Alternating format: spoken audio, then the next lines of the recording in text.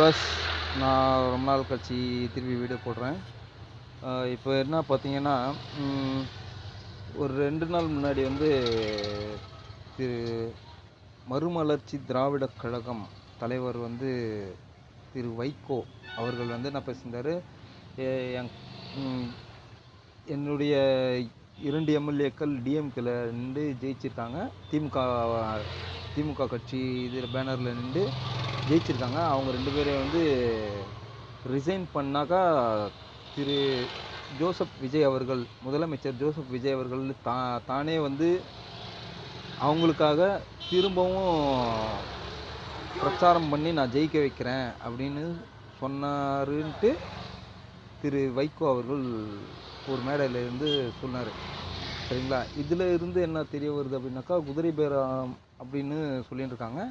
அந்த குதிரை பேரம் நடந்திருக்குமோ அப்படின்ற ஒரு சந்தேகம் வலுப்பெறுது.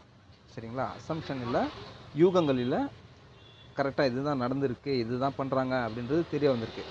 சரிங்களா? இப்போது இது நடந்தது ஜூன் 29 அந்த டயத்தில் நடந்தது. ஜூன் 29, 30 அந்த டயத்தில் நடந்தது.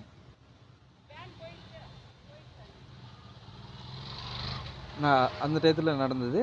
அதுக்கப்புறம் இன்னைக்கு ஜூலை 1ஆம் தேதி இன்றைக்கி என்ன செய்தி பரவிட்டுருக்கு அப்படின்னாக்கா, டிஎம்கே கிட்டே இருந்தது 73. 73ல் ஒரு 5 மைனஸ் ஆச்சு, 5ல் திருப்பி ஒரு 6 மைனஸ் ஆச்சு, 5 6 11 போயிடுச்சு. 11 போயிடுச்சுனாக்கா 61 இன்னும் ஒரு 2 போச்சு அப்படின்னாக்கா 59 சம்திங் தான் இருக்குது. சரிங்களா? 59 சம்திங் தான் இருக்குது. இப்போ என்ன பரப்பிட்டு இருக்காங்க அப்படின்னாக்கா, டிஎம்கே தாவேகா கட்சியில் இருக்கிற கட்சிகளை வேலை கொடுத்து வாங்குறாங்க. இப்போ அது பேச்சுவார்த்தை போயின்னு இருக்கு. எங்களோட கட்சியில் இருக்கிறவங்கள வேலை கொடுத்து வாங்குறாங்க அப்படின்னு குதிரை பேரம் அவங்க நடத்தின்னு இருக்கிறாங்கன்னு சொல்லிட்டு இவங்க அவங்க மேலே ஒரு பழி தூக்கி போடுறாங்க. இது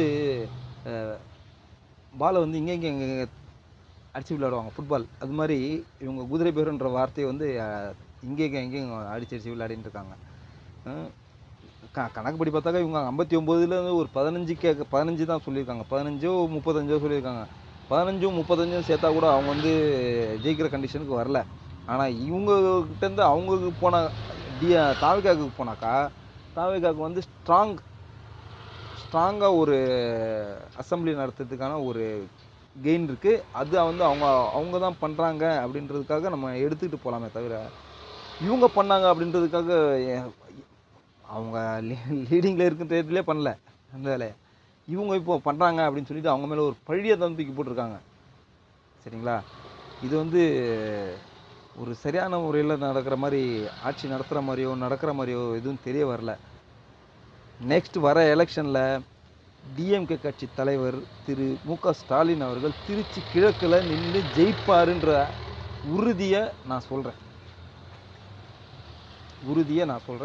கண்டிப்பாக ஜெயிப்பார், ஜெயிக்கணும். அதுதான் என்னுடைய எண்ணமும், இந்த தமிழ்நாட்டு மக்களுடைய ஆசையும். உங்களோட ஆசையும் அதுதானே? கமெண்ட் பண்ணுங்கள். சரிங்களா? உங்கள் ஆசை என்ன அப்படின்றத கமெண்ட் பண்ணுங்கள். ஆனால் ஜெயிக்கணும். திமுக இங்கே அழியாது அப்படின்று உறுதியிட்டும் மக்களாகிய நீங்கள் துணை நிற்கணும்.